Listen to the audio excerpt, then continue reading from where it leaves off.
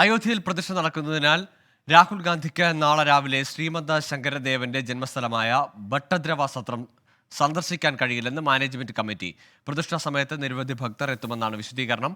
3 മണിക്ക് ശേഷം രാഹുൽ ഗാന്ധിക്ക് ഭട്ടദ്രവ സത്രം സന്ദർശിക്കാമെന്നും മാനേജ്മെന്റ് കമ്മിറ്റി അറിയിച്ചു. വിവരങ്ങളുമായി ആർ അച്യുതൻ ചേരുന്നുണ്ട്. അച്യുതൻ, എന്താണ് ഈ ഒരു ക്രമീകരണത്തിന് കാരണം, അല്ലെങ്കിൽ ഇത്തരത്തിലൊരു മാനേജ്മെന്റ് കമ്മിറ്റിയുടെ നിർദ്ദേശത്തിന് പിന്നിലെ സാഹചര്യം? അതിനോട് കോൺഗ്രസ് നേതൃത്വവും ഈ ജോഡോ യാത്രയുടെ സംഘാടകരും എങ്ങനെയാണ് പ്രതികരിക്കുന്നത്?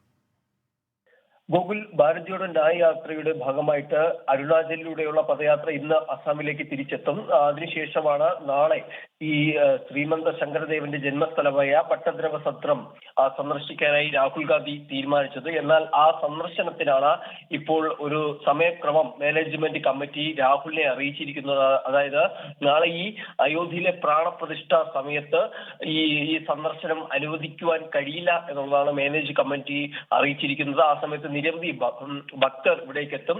ഒപ്പം തന്നെ നിരവധി പരിപാടികളും ഇതിന്റെ ഭാഗമായി സംഘടിപ്പിച്ചിട്ടുണ്ട്. 3 മണിക്ക് ശേഷം രാഹുൽ ഗാന്ധിക്ക് ഈ സത്രം സന്ദർശിക്കാനാകും എന്നുള്ള ഒരു അറിയിപ്പാണ് മാനേജ്മെന്റ് കമ്മിറ്റിയുടെ ഭാഗത്തു നിന്നും ഉണ്ടായിരിക്കുന്നത്.